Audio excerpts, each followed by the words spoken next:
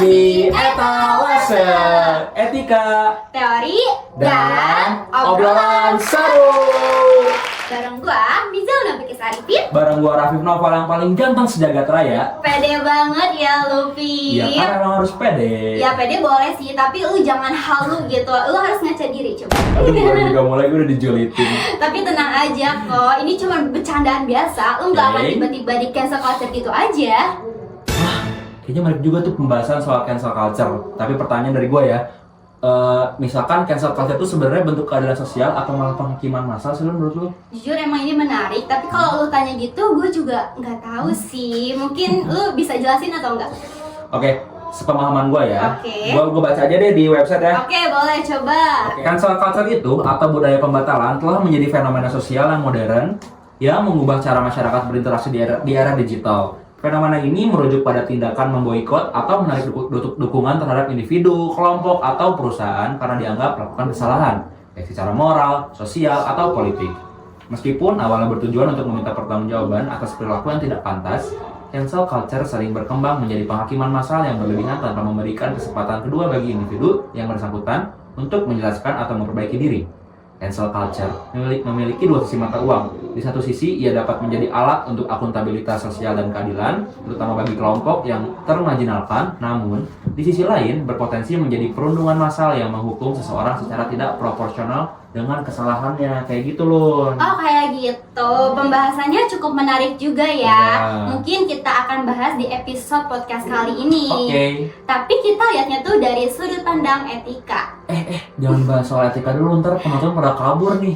Tenang, penonton jangan pada kabur ya. Karena ini kita tuh bahasnya santai aja kok. Kita nggak akan tiba-tiba kuliahin sobat viral di rumah. Tapi kan ini sebenarnya tugas kuliah. Iya sih, tapi ya udah shoot jangan. Oke. Oke deh Pip, daripada lu dari tadi kepedean dan kita ngobrolnya kemana-mana, mungkin kita langsung aja bahas kali ya ke fenomena yang muncul di media sosial yang Oke. udah lu jelasin tadi, yaitu tentang Cancel cancel culture. culture. Nah kita akan bahas tentang cancel culture dari kasusnya Jule. Lu tau kan kasusnya Jule? Tahu sih. Nah kan tahu, jadi mungkin sobat viral di rumah tuh sebenarnya ada yang nggak tahu gitu, ada yang nggak ngikutin nih kasusnya seperti apa. Mungkin bisa lu jelasin deh Pip. Aku jadi gua lu. Iya lu aja.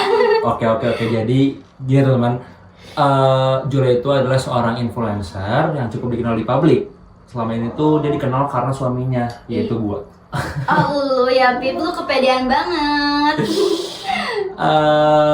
Maksudnya lu bukan gua tapi siapa sih? Yang apa karya itu ya, Iya. Nadehon gak sih? Nadehon, bener. Dia tuh Iya. dikenal sebagai pasangan yang paling harmonis di media sosial. Iya mereka tuh kayaknya harmonis banget, kayak couple goals gitu. Jujur. Tapi kemarin tuh ada dengar-dengar ya, katanya tuh ada anggapan bahwa mereka tuh selingkuh gitu. Tiba-tiba viral aja gitu di media sosial. Lu tau gak sih? Nah iya, habis itu netizen tuh langsung meledak tuh di situ.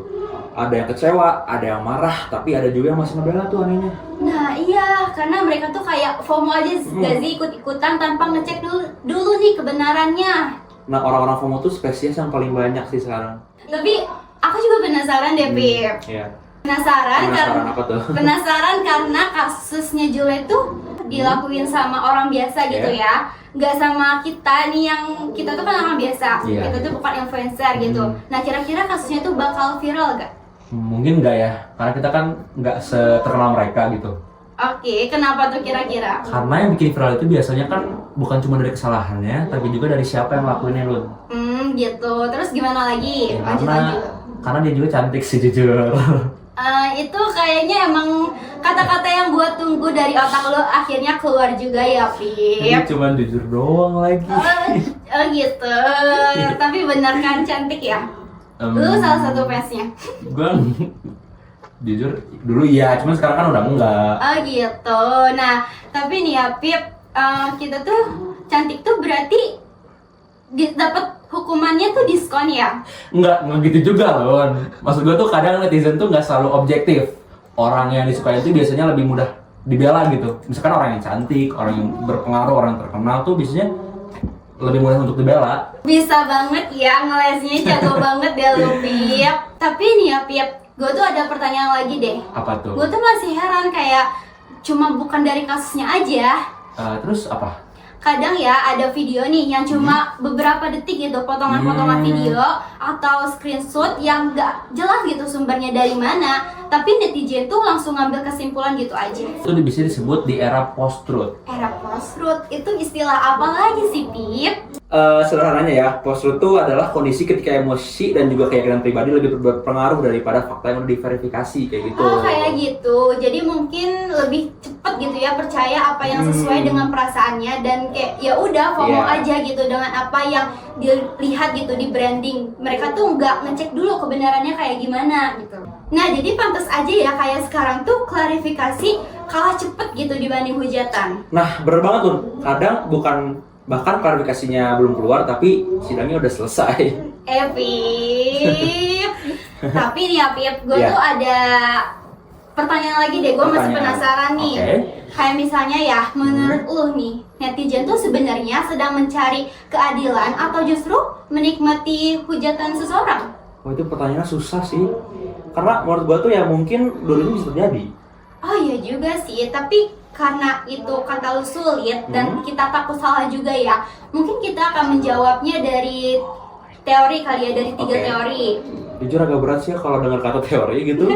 Tapi ya udah deh, gas aja lah. Iya, gas aja ya. Soalnya kita bahasnya santai kok. Ada 3 teori, ada deontologi, ada utilitarianisme, dan ada virtue ethics. Kita bahasnya santai karena kita akan masuk ke segmen Suara dari Timeline. Oke, jadi di segmen ini tuh kita akan bacain komentar-komentar para aku netizen. Iya, boleh. Kita akan bacain ya, bentar ya. Nah, komentar pertama katanya, udahlah, nggak perlu klarifikasi, cancel aja. Nah, menurut lo gimana? Nah, itu sering banget muncul lagi. Iya, emang sering banget muncul. Tapi gue juga jadi kepikiran deh, Pip, kayak apakah seseorang itu tetap berhak mendapatkan kesempatan untuk dirinya dihakimi publik atau enggak tuh? Kalau menurut gue sih harusnya iya ya. Kenapa kayak gitu? Karena kita juga kan pasti nggak mau ya langsung dihukum tanpa didengar dulu. Misalkan kita tuh nggak mau orang tuh ngelihat buruknya kita doang kan. Iya, ngelihat kesalahan kita aja gitu ya. Jadi ya udah harusnya dapat kesempatan gitu ya. Nah, gue juga jadi inget deh sama teori deontologi, itu nyambung nggak sih? Nah iya Lun, kalau teori deontologi yang dilihat tuh bukan akibatnya, tapi apakah tindakan kita sesuai dengan prinsip moral atau enggak. Nah, menurut Immanuel Kant, tau nggak Immanuel Kant siapa? Jujur nggak tahu sih. Oke, jadi menurut Immanuel Kant, setiap manusia itu kan punya martabat dan harus diperlakukan sebagai tujuan, bukan cuma sekedar alat, Lun. Oh, jadi bukan cuma sekedar alat ya, berarti artinya netizen tuh ramai-ramai menghujat Juliet tanpa memberikan kesempatan klarifikasi yang adil, malah justru memperlakukan Juliet sebagai alat untuk melampiaskan emosi massa. Dan kalau prinsip menghakimi tanpa proses yang adil itu diterapkan ke semua orang, pasti nggak masuk akal juga ya. Nah, menurut deontologi, cancel culture yang didorong emosi massa bisa dianggap atau tidak bermoral. Kayak gitu. Tapi kan banyak juga tuh yang bilang katanya ya bagus dong di cancel aja biar kapok. Ya aku juga sering sih lihat komentar kayak gitu. Itu tuh salah satu cancel culture gak sih? Tergantung sih kita lihat dari siapa. Oh, kayak gitu. Kenapa kayak gitu? Karena kalau tadi kan kita bahas dari proses dan juga keadilannya, sekarang tuh ada teori yang justru lebih fokus ke hasil akhirnya. Ada teori baru lagi ya, yang gimana jadi pertanyaannya tuh bukan lagi kasihan atau enggak kasihan ke si Juliet, tapi apa sih dampaknya ke banyak orang. Nah, bener banget. Jadi, itu tuh masuk ke teori utilitarianisme. Nah, berarti kita tuh bakal ngelanjut ke teori tersebut ya. Betul. Dan ada pastinya komentar-komentar lagi dari para netizen nih. Aku yang pilih lagi ya. Oke.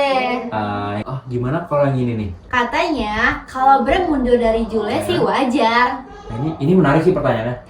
Nah iya, cukup menarik sih ya. Tapi gue mau kasih skenario nih.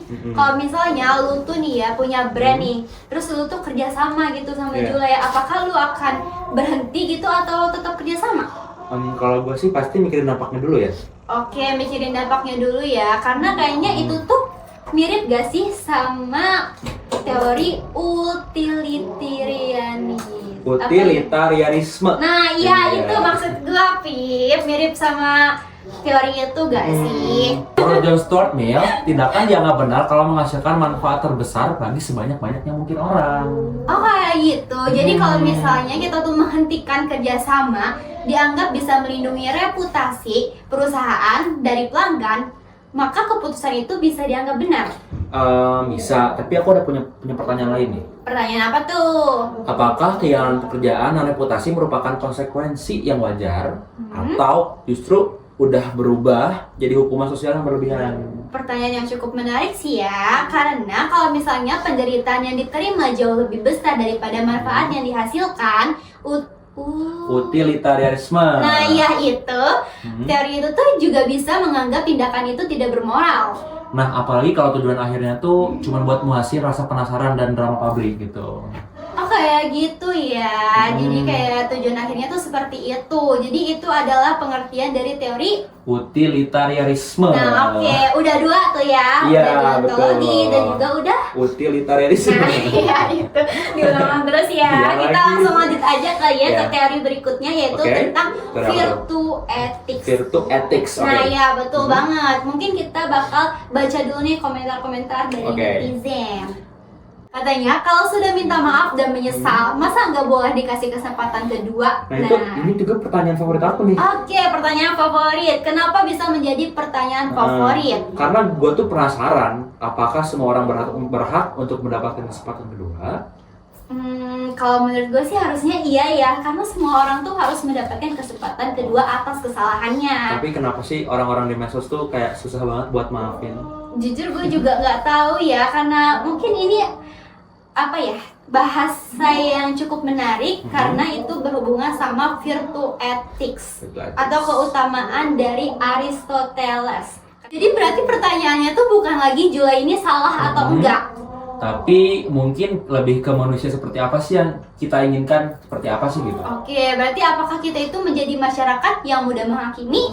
Atau masyarakat yang punya empati, keadilan, dan juga memberi ruang untuk seorang buat memperbaiki dirinya? Iya, karena kalau kita ikut menghujat tanpa berpikir dan tanpa verifikasi, itu menunjukkan kurangnya kebijaksanaan dan pengendalian diri. Dan kalau menurut Aristoteles, itu tuh bukan karakter yang berkeutamaan. Oke, jadi itu adalah menurut Aristoteles ya. Tadi udah 3 teori nih yang dijelasin. Udah dari deontologi, Utilitarianisme, utilitarianisme, jadi nggak bisa juga ya. dan terakhir Virtue ethics. ethics. Nah, tapi gue masih punya pertanyaan nih. ada lagi nih pertanyaannya. Iya, ada lagi pertanyaan tuh? yang terakhir kok ini. Janji deh yang terakhir. Kayak misalnya nih, kalau suatu hari lu tuh melakukan kesalahan besar gitu ya, terus lu tuh viral gitu di internet. Apa sih yang lu harapin dari publik?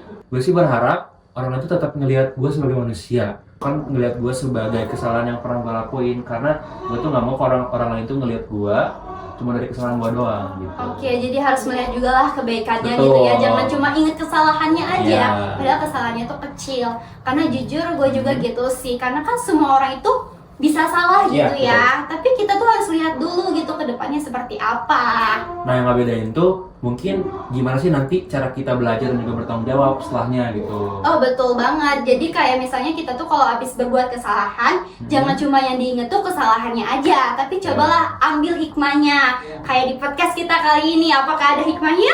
Ada dong, kita kan tadi udah bahas tentang cancel culture, terus ada kita belajar tentang 3 teori ya. Betul. Ada teori deontologi, teori utilitarianisme, yang ketiga ada teori apa? Virtue Virtue ethics. Nah, Sobat Viral, dari kasus Jula ini kita belajar bahwa cancel culture ternyata bukan isu sederhana hitam dan juga putih. Jadi banyak banget warnanya ya. Betul. Dan dari 3 teori tadi, salah satunya itu dari deontologi, kita itu belajar bahwa pentingnya memperlakukan manusia itu secara adil. Dan kalau dari utilitarianisme, kita belajar melihat dampak dari tindakan yang kita lakukan.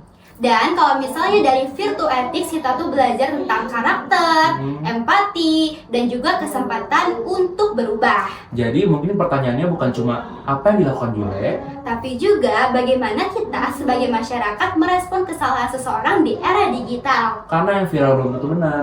Dan yang ramai belum tentu adil. Aku Rafif Naufal. Aku Mizana Bilkis Arifin.